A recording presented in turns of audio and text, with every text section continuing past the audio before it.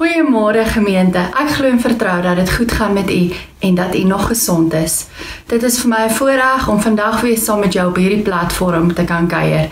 Dit is Goeie Vrydag en vandag gaan ons die dood van Jesus Christus herdenk en ons gaan vir onsself vra, wat beteken dit vir ons dat hy aan die kruis gesterf het? Maar voordat ons saam gaan lees, gaan ek vra dat ons net vir 'n oomblik ons oë sal sluit en saam sal bid. Kom ons bid nou. Here en Hemelse Vader, baie dankie dat ons weer vandag op hierdie platform by mekaar kan kom. Baie dankie vir ons saam wees hier. Dankie dat ons die tegnologie het, dat ons dit kan gebruik. En Vader, dat ons ook op hierdie manier rondom die woord kan verkeer. Ons weet dat U ook vandag hier teenwoordig is en dat U met elkeen van ons wat na hierdie video kyk sal werk. Ag Vader, en daarom wil ek kom bid dat U nou ons gedagtes gevange sal neem, sodat ons sal fokus op dit wat ons vandag gaan hoor, dat U met ons harte sal werk, en Vader, dat U 'n verandering in ons harte na vore sal bring, sodat wanneer ons na hierdie boodskap klaar geluister het, ons presies sal weet dit wat U wil met ons deel, dit wat U in ons lewe wil verander, en die rigting en die koers waarin U wil hê ons moet inbeweeg. Ag Vader, ons weet dat hier die bekende tekste is, dat ons dit al baie gehoor het, maar nog steeds kan ons iets vars en iets nuuts daaruit kry, en daarom wil ek vir U vra, breek dit nou vir ons oop, werk met elkeen van ons, praat met elkeen van ons, sodat ons ook vandag kan stilstaan by dit waarby ons moet stilstaan, kan hoor wat ons moet hoor, en kan verander soos wat U wil hê ons moet verander. Vader, want ons kan nie hierdie naweek onaangeraak wees deur dit wat gebeur het nie. En daarom kom vra ons nou, Gees van God, werk met elkeen van ons. Dit is my gebed in Jesus se naam. Amen. Nou geliefdes, ons het die afgelope paar weke het ons by die kruiswoorde van Jesus Christus stilgestaan en ons het laas Sondag by die 7-1 stilgestaan. Vandag staan ons stil by die feit dat Jesus Christus gesterf het aan die kruis. Maar ek wil dit uit die Markus Evangelie uit vir ons lees, en omdat dit Goeie Vrydag is, het ek het goed gedink om van die begin tot die einde dit vir ons voor te hou. So ons gaan uit Markus 15 uitlees vanaf vers 21 tot 41. Die eerste gedeelte handel oor Jesus wat gekruisig word en die tweede gedeelte handel oor Jesus wat gesterf het. So indien u Bybel by u het, is u meer as welkom om saam met my nou te volg. Markus 15 vanaf vers 21 sê, die soldate het iemand wat daar verbygekom het, gekommandeer om Jesus se kruis te dra. Dit was Simon van Sirene wat van buite die stad afgekom het, die pa van Alexander en Rufus. Hulle bring Jesus toe na 'n plek Golgotha, wat kopbeenplek beteken. Hulle wou vir hom wyn gee met midde daarin, maar hy wou dit nie hê nie. Toe kruisig hulle hom en verdeel sy klere onder mekaar, deur te loot oor wat elkeen moet kry. En dit was 9 uur die môre toe hulle hom gekruisig het. En die rede waarom hy gekruisig is, was op 'n bordjie aan die kruis geskrywe, die koning van die Jode. Saam met hom het hulle ook 2 rowers gekruisig, een regs en een links van hom. Die mense wat daar verbygeloop het, het Jesus gelaster. Hulle het die kop geskit en gesê, toe, jy wat die tempel afbreek en in 3 dae weer opbou, red jouself en kom van die kruis af. Net so het die priesterhoofde en die skrifgeleerders ook spottend vir mekaar gesê, ander het hy gered, homself kan hy nie red nie. Laat die Christus, die koning van Israel, nou van die kruis afkom, sodat ons kan sien en in hom glo. Die 2 wat saam met hom gekruisig is, het hom ook beledig. Teen 12 uur die middag het daar duisternis oor die hele land gekom en dit het tot 3 uur geduur. Om 3 uur het Jesus hard uitgeroep, Eloi, Eloi, lema sabachthani. Dit beteken, my God, waarom het U my verlaat? Toe party van die mense wat daar naby gestaan het, dit hoor, sê hulle, hoor daar, hy roep vir Elia. Een van hulle het toe gehardloop, 'n spons en suurwyn gesteek en dit vir hom op 'n stok gehou om te drink. Hy het gesê, wag, kom ons kyk of Elia hom van die kruis kom afhaal. Daarna het Jesus hard uitgeroep en sy laaste asem uitgeblaas. Die voorhangsel in die tempel het van bo tot onder middeldeur geskeur. Toe die offisier wat reg voor Jesus gestaan het, hom die laaste asem so sien uitblaas het, het hy gesê, hierdie man was werklik die seun van God. Daar het ook vroue op 'n afstand gestaan en kyk, onder hulle was Maria Magdalena en Maria die moeder van klein Jakobus en Joses en Salome. Toe Jesus nog in Galilea was, het hulle oral saam met hom gegaan en hom versorg. Baie ander vroue wat saam met hom na Jerusalem toe gekom het, was ook daar. Nou ons lees net tot sover. Geliefdes, die manier waarop Jesus gesterf het, sê vir ons baie van wie Jesus was en wat hy op aarde kom doen het. Dit sê vir ons dat hy die seun van God was. Dit was juist die manier waarop Jesus gesterf het, wat die Romeinse offisier ook oortuig het dat Jesus die seun van God is. Die vraag wat ek en jy nou moet vra is, wat was daar in die manier waarop Jesus gesterf het, wat die Romeinse offisier oortuig het, dat hy wel die seun van God is?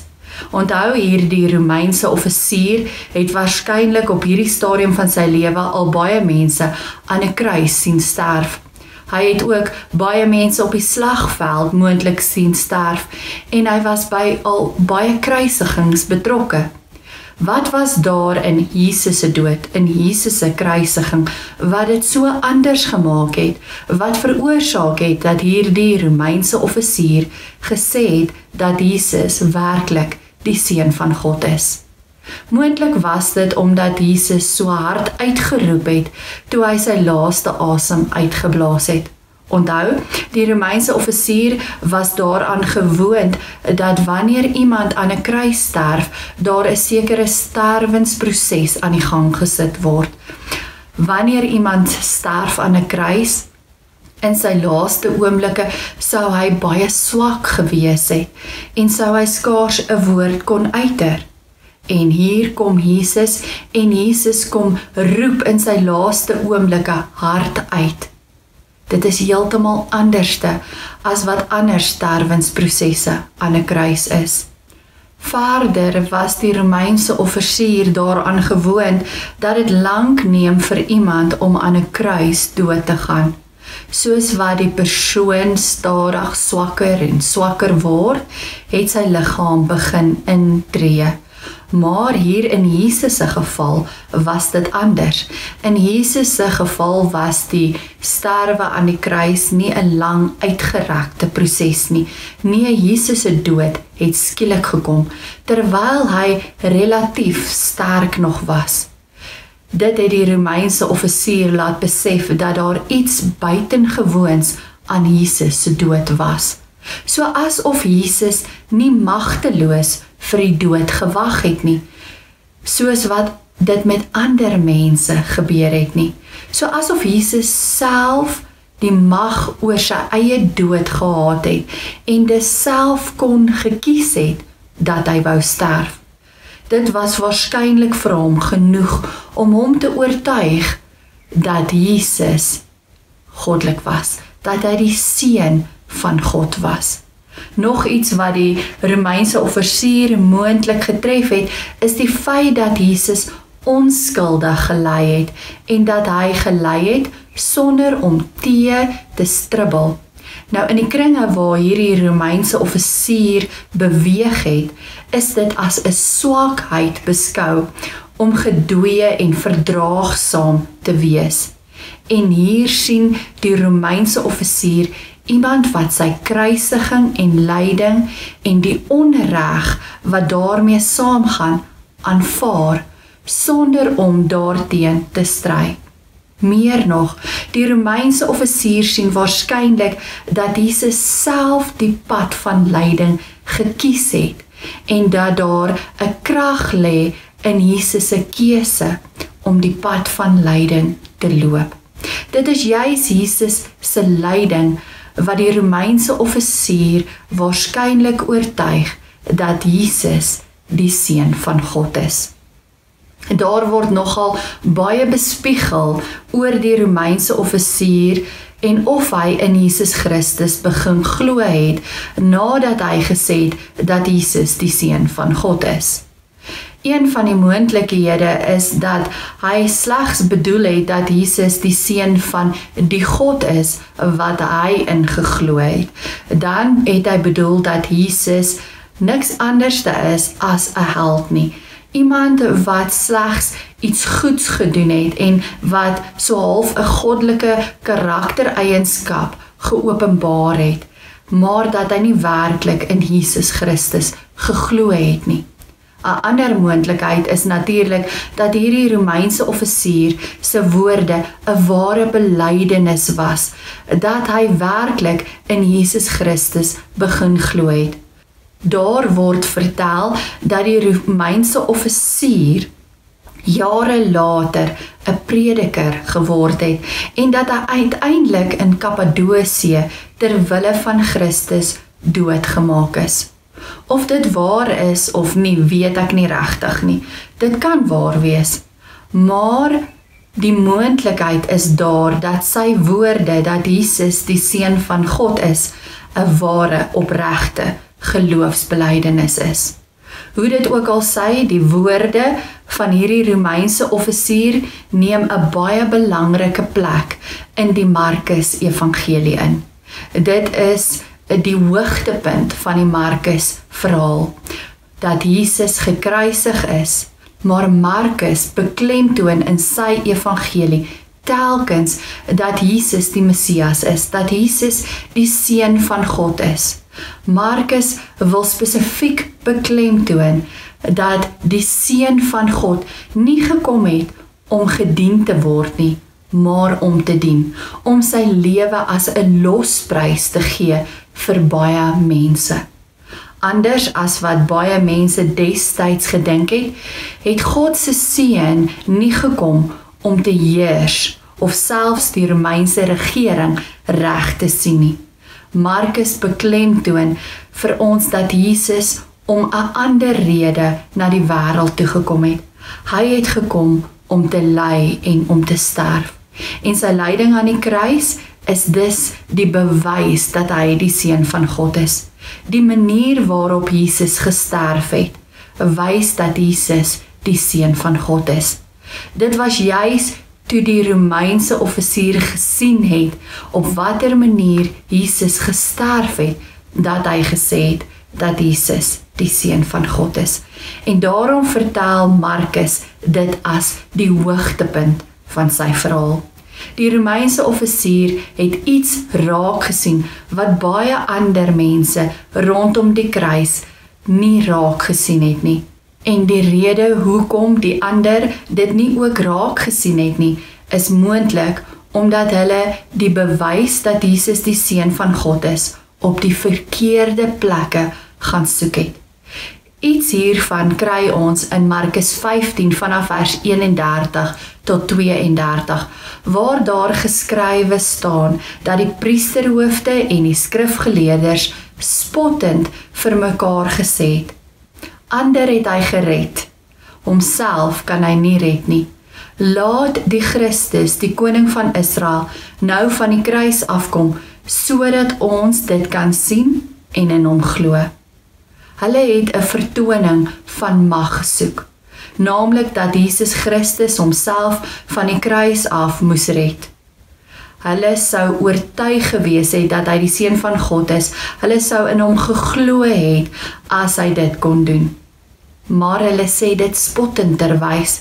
So ek twyfel of hulle werklik in Jesus sou geglo het, of dit hulle werklik sou oortuig het om in hom te glo. Want nie eers Jesus se opstanding uit die dood het hulle oortuig om in hom te glo nie. Geliefdes, Markus se fokus daarop dat die manier waarop Jesus gesterf het, die bewys is dat hy die Seun van God is, het 'n geweldige betekenis ook vir my en jou geestelike lewe. Sê nou iemand sou vir jou vra waarom Jesus aan die kruis moes sterf vandag. Wat sou jou antwoord hierop gewees het? Een van die standaard antwoorde wat ons soms gee, is dat Jesus moes sterf vir ons sonde. Ons het dit ook in die afgelope 7 weke herhalend gehoor, dat Jesus aan daai kruis moes sterf, dat hy versoening tussen ons en God moes bewerkstellig, dat hy ons sonde skuld moes kom dra het. En dit is natuurlik waar en baie belangrik, maar dit is nie al nie. Hy moes ook sterf om daardeur te wys dat hy werklik die seun van God is. Dit is juis Jesus se lyding en kruisiging wat dit vir ons kom wys het. Ons moet dit ook onthou en ons moet ook daaraan vashou en ook daarvan getuig. Op baie terreine van die lewe ervaar ons as mense krisisse. Daar is agteruitgang en verval in die wêreld. Daar is veral verval op morele en sedelike gebied, as ook op godsdienstige gebied. En God word misken en gelaster. Dinge soos misdaad tuister ons. Daar is groot sosiale en politieke probleme.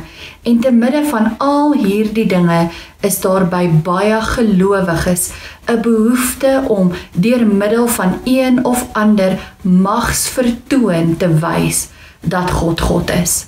Ons wil soms hê dat Jesus by wyse van spreuke van die kruis moet afklim om sy mag te bewys, om te bewys dat hy werklik God is en dat hy werklik bestaan. Die grootste bewys dat hy werklik God is, lê egter nie in magsvertoon nie. Die grootste bewys dat hy God is, lê in sy kruisiging, in sy lyding. Die grootste bewys dat hy God is, lê in dit wat ons vandag op Goeie Vrydag herdenk, naamlik die kruisiging van ons Here Jesus Christus. Die grootste bewys dat hy werklik God is dat hierdie boodskap sy volgelinge so aangegryp het, dat hulle ook bereid is om hulle kruis op te neem en hom te volg. Die grootste bewys dat hy werklik God is, lê daarin dat sy volgelinge, soos hy, bereid is om hulle self te verloon en op te offer en te dien. Dit is wat ons land in 'n tyd soos nou nodig het. Elke mens wil 'n wenner wees. Dit is deel van ons DNA, dis deel van ons manier van leef. Dis 'n algemene opvatting dat elkeen van ons eerste wil wees, dat ons nie 'n verloorder wil wees nie, dat ons 'n sukses van ons lewe wil maak. Jesus het egter presies die teenoorgestelde vir ons kom leer en vir ons kom wys. Hy het gesê, elkeen onder julle wat eerste wil wees, moet die ander rondom hom dien. Hy het dit nie net gesê nie, nee, hy het dit ook gewys. Hy is die grootste en die belangrikste individu van alle tye, maar hy het as 'n dienaar na die wêreld toe gekom. Deel van sy diens was om sy lewe te gee as 'n sigbare en konkrete bewys van sy diens. Dit is ons grootste troos in die tye waarin ek en jy leef. Daar is mense wat dink dat dit met ons as Christene altyd net moet goed gaan. Daar is selfs mense wat beweer dat Christene altyd op alle gebiede suksesvol en voorspoedig moet wees. As jy egter die Markus Evangelie sorgvuldig en deeglik gaan lees, dan sal jy sien dat dit nie waar is nie. Die boodskap van hierdie evangelie is presies die teenoorgestelde. Wie Jesus wil volg, moet bereid wees om swaar te kry. As Jesus, die Seun van God, moes ly en sterf, kan ek en jy as volgeling van hom mos nie daarop aanspraak maak om 'n lekker kommervry lewe te hê nie. Nee, ek en jy moet bereid wees om onsself te verloon en ons kruis op te neem en hom te volg. Dit is nogal insiggewend dat die Romeinse offisier, wat nie 'n Jood was nie, wat 'n sogenaamde heiden was, in die manier waarop Jesus gesterf het, raak gesien het dat hy die Seun van God is. 'n Mens wil amper kom sê dat hy die eerste vrug van Jesus se kruisiging is. Dat die nie-Jode bely het dat Jesus die Seun van God is. Nadat die Jode vir Jesus verwerp het en hom laat kruisig het, gaan die verlossing van verlossing nou ook na die nie-Jode, die sogenaamde heidenasie. Die gordyn wat met Jesus se dood geskeur het, wys dat die ou tempel van die Ou Testament, waar Israel na die vlees aanbid het, nou uitgedien geraak het, en dat 'n nuwe geestelike tempel in die plek daarvan kom. En die Romeinse offisier en die vroue wat van Jesus getuig het en wat daarin deel, hulle is die nuwe volk van God wat ontstaan, die nuwe volk van God wat uit Jode en nie-Jode bestaan, die nuwe volk van God wat in Christus tot 'n nuwe eenheid saamgebind is, omdat hulle in die gekruisigde Jesus, die Seun van God, geglo het en hom erken het. Ons geloof in die gekruisigde Jesus as die Seun van God is wat ons saambind. Dit is wat gelowiges vandag op Goeie Vrydag wêreldwyd saambind. Die evangelie wat ons moet uitdra is nie net woorde nie, maar ook dade. En soos ek reeds gesê het, dade van diens. Om soos Jesus bereid te wees om jouself te verneder en te dien. Om bereid te wees om mekaar se voete te was. Om bereid te wees om vir mekaar te bid. Ja, om vir mekaar om te gee. Om hier by kerklike aktiwiteite in te skakel en so 'n verskil te maak en geestelik te groei. Om daar te wees vir mekaar en mekaar te ondersteun en mekaar te versorg. Dit is die grootste getuienis wat ons as volgelinge van Christus in hierdie wêreld kan lewer. So kom ons getuig vandag dat die Seun van God gekruisig is, maar dat hy gekruisig is ter wille van my en jou. Dat hy gekruisig is omdat hy ons wou kom dien. Amen. Kom ons sluit die oë en dan bid ons nou saam. Here en Hemelse Vader, baie dankie vir die boodskap wat ons vandag gehoor het. Dankie dat ons gehoor het dat Jesus Christus werklik die Seun van God is.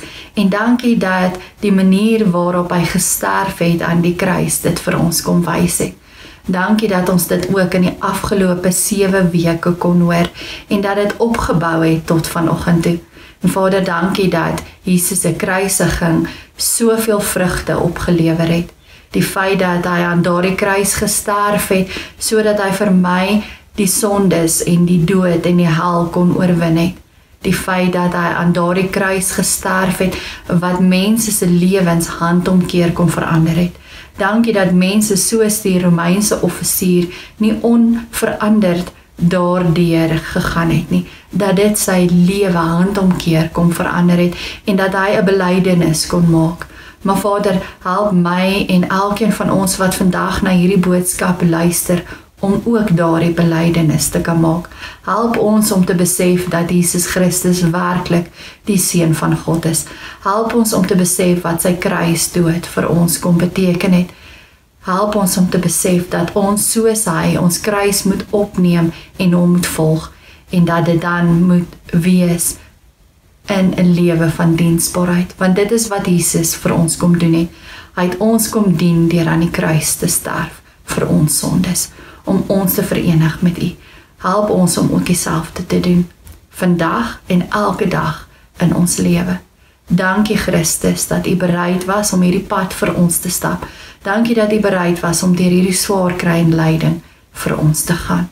Help ons om ook nou so te leef dat ons lewe sal getuig van dankbaarheid. Ons bid dit nie uit verdienste nie, maar alleen uit genade. Amen. Geliefdes, dankie dat ek my gedagtes rondom hierdie teks met U kon deel. Ontvang dan nou die seën van die Here. Here, verlig ons verstand om volgens U woord te lewe.